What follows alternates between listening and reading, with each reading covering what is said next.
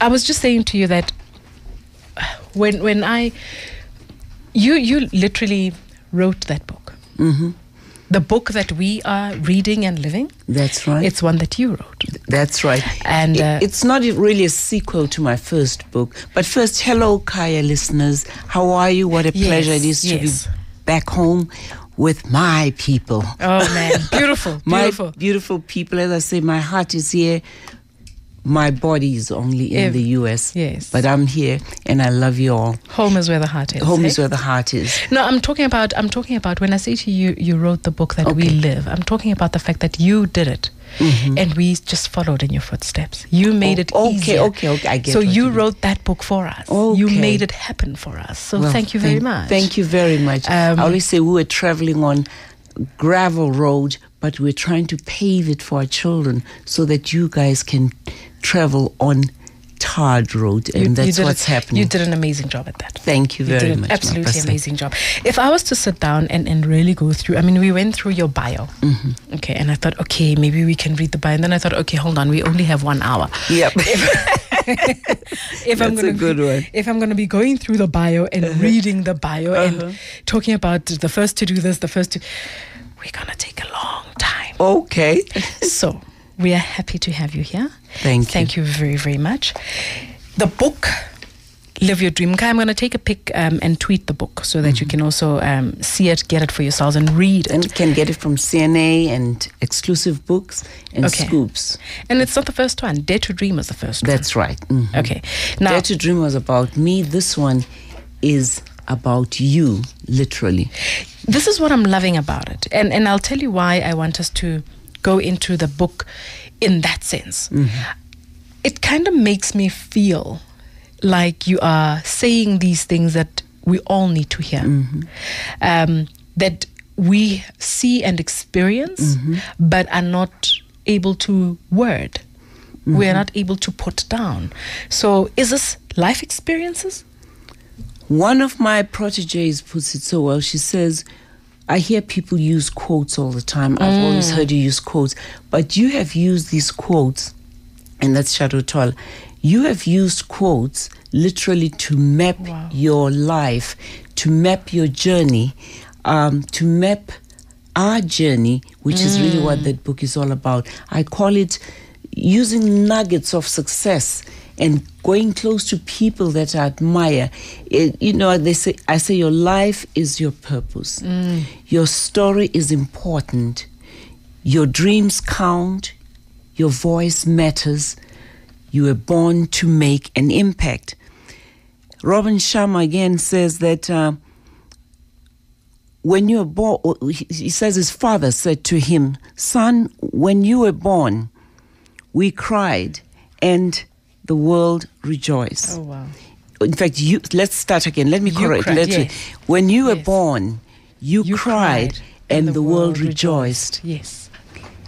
However, when we die, make sure that you rejoice and the world cries.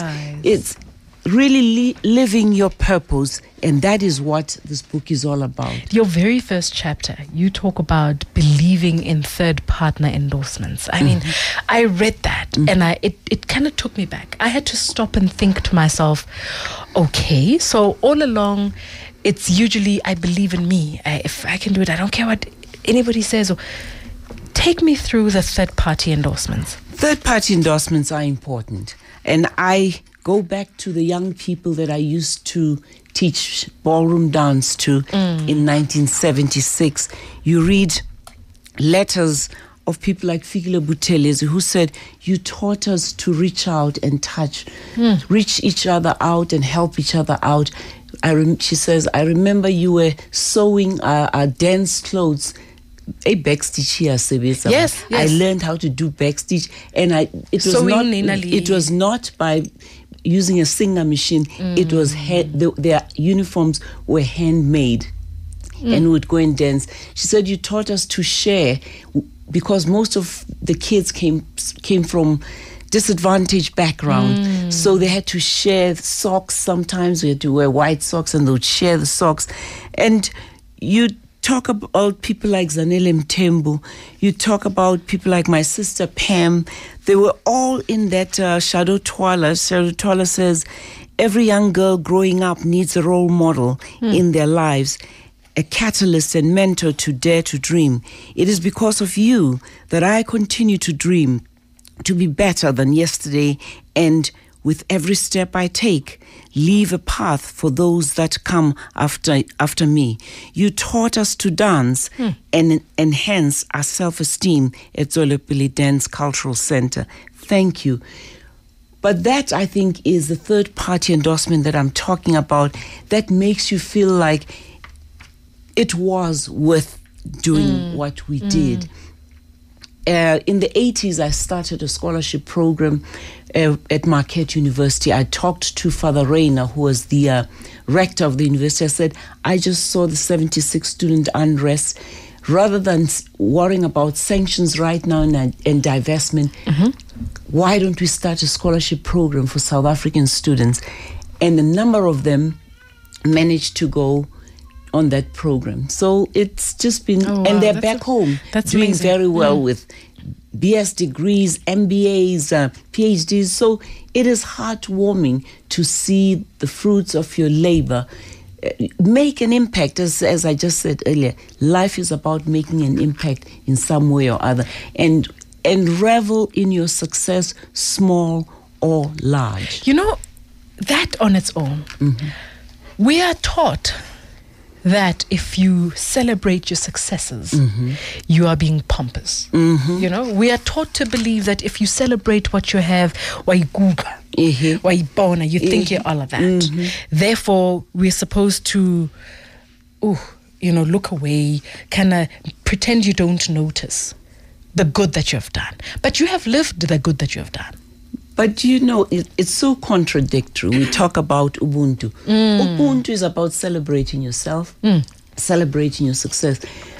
It's about affirmations, the praises that we sing, the praise singer sings, that's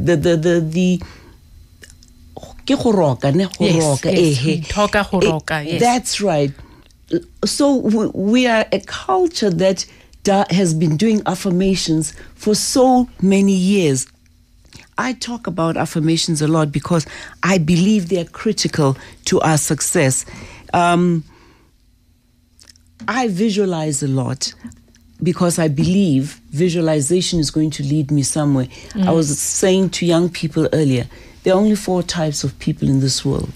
Those who watch things happen, those who wait for things to happen, those who wonder what in the heck happened, and those who make things happen. We were all born to be geniuses. And who are you? But guess what happened? Fear crippled us, and we're not literally shining, showing the brilliance in us, our talents. Because we're scared, we say it's Ubuntu. We don't want to shine because we're scared to be criticized. We are resentful of people who shine, and that is not going to lead you anywhere. 10 after 7, Mkaya. This is Home with Mapaseka Mukwele. And yes, it's a different Monday today. We're talking inspiration. We're talking building the nation. I'm in the studio with Felicia Mabuza-Suttle, talking about her book, Live Your Dream. And this is obviously in follow-up to Dare to Dream. That's right. The book that came just before this one. So make sure you get the book, Mkaya. Riveting stuff. And you are living your dream. I don't think you're even realizing it. You're living your dream. Now that you have to take it to another level. I'm sitting here with some people in studio. This is quite unique. I'm not used to this one. I'm used to seeing them in a television studio. In a television studio. Let me tell you, Mkaya, what's happening. We've got our listeners in the studio, so they're going to be asking some questions as well. Mkaya, you can also call us on 086 000959. Ask your questions. Let's get Mama to answer them for us. You can also tweet at Mapaseka Mukwele. I'll go through your tweets as well. Your SMSs on 36959. I'll go through those as well. So make sure you make contact so that we get your question. Let's go. Because I used to talk a lot. But that's where I think we are holding our children back. You have to have confidence. Without confidence, you're twice defeated in the race of life. With confidence, you've won even before you've started. Marcus Garvey said that. And that is what I want to just make sure that I'm instilling wherever I talk. But remember this. But this new generation I'm quite proud of them. They're not scared. They're not scared. But now let's talk about confidence versus arrogance. Yeah. A lot of people tend to think arrogance is confidence. And this is where we go wrong. There's a difference. Fine line, but there's a difference. So how do you differentiate in your life when you wake up in the morning and you say, I am a confident woman? I'm a confident woman because there's a word humility. There's a word Ubuntu that's ingrained in me. I was brought up with it. So I live in a society, unfortunately, that encourages you to be confident. Otherwise, you are going nowhere where I am. Maya Angelou says, without courage, you cannot practice any virtue with consistency, rather. So confidence has something to do with courage. It has something to do with bringing out the best in you. That's why affirmations mean so much to me. I'm so happy I see some people in studio here. In fact, we can even do those affirmations I teach. I want us to go through those, because you say in your book actually that you've got, I think it's chapter 7, I think, where you talk about you have your, what I would call daily mantras. You call them your cheers. Yep. That you, before you leave the house each day, you look in the mirror and you tell yourself these things. I mean, it's interesting. You say to yourself, I feel good about myself. That's right. I feel fantastic. I feel wide awake. I'm ready to shake and bake. I'm ready to be the change. That's it. That last line is powerful. That last line brings the humility into it all. So you can shake and bake. You can shake and bake, but let's take some people that I know South Africans tend to admire. Because you guys like to go back to all these American stars when you have our own stars right here. You make us wannabes, but I'm fine. I can be a wannabe because a wannabe will be a bee. We'll get there and we'll be get a bee. there. Yes. We'll be a bee one day. But Serena Williams says when she plays tennis and her winning strategy, yes, I have strong strokes and her powerful game, but when she goes and sits in that chair, she affirms herself. She visualizes herself winning. It's important. Beyonce, who I know we adore here, says that before she goes on stage, she says, I am deserving. I am worthy. I am blessed. I'm a diva. What's a diva? Divinely inspired, victoriously amazing woman. That's really what it is. But if you can tell yourself that, nothing and no one will stop you from realizing your dream. Talking about the diva, a journalist asked you that, and it's quite interesting. Yeah. You say it in your book. The first question from Dutch television. Yes, but the journalist, the first question they asked you was, are you a diva? Yeah. And anybody else's response would have been to shy away and say, no, I'm actually very sweet. I'm actually a nice girl. I'm not a diva. Because you're already imagining that it's connotation, negative. the connotation already is negative to many people. But it's in you to define yourself the way you want to. So for me, diva did not mean arrogant woman or arrogant whatever. It meant divinely inspired, victoriously amazing. I know I am amazing. I know I am original. All of us sitting in here, there is no one exactly like you. You're 100% original, and you have to feel that way about yourself. I once saw something on Twitter, which I even expounded on a little bit. It says, your smile is your logo, your personality is your business card, your reputation is your trademark, your image is your brand. I added that image is your brand thing because I believe your image is your brand. Take me back. Take me through that, your image, because I believe it, but I find that when you say, in fact, I was talking to Natin Damase just before she left, just now, and we were talking about the brand that is a person and the fact that you create it. So I want you to expand on it, because we somehow think a brand is what others create, forgetting that you actually create the brand yourself. You are that walking brand and you work at it on a daily. I always say, find your purpose. And I know many people say, how do I find my purpose? Take some silent time. Think hard. Find your purpose. If you know what your purpose is, then follow it passionately, relentlessly. I found my purpose after I figured out what I wanted to do in life. I wanted to be an educator, to uplift people. And then being an educator doesn't mean in class. No, it does not mean that. I always say life is all about success. Okay, we're all chasing success. Yes. Success is about self-empowerment. And then take that success to significance. Significance is about empowering others. And that's when you know you are really living your dream. Martin Luther King once said, an individual has not started living until he can rise above the narrow confines of his individual success to the broader concerns of humanity. And that's why people like Russell Simmons says, when you do good to the world will do good by you. So critical. And that is really what success is all about. Being able to, at some point, uplift somebody. All of us in this world. If we could help just one person. Just one person. Life would be so Things would be much easier. That's right. But we're all about me, myself, and I. But we usually end it at success. We usually want to leave it there. Yeah. Never take it to making it significant.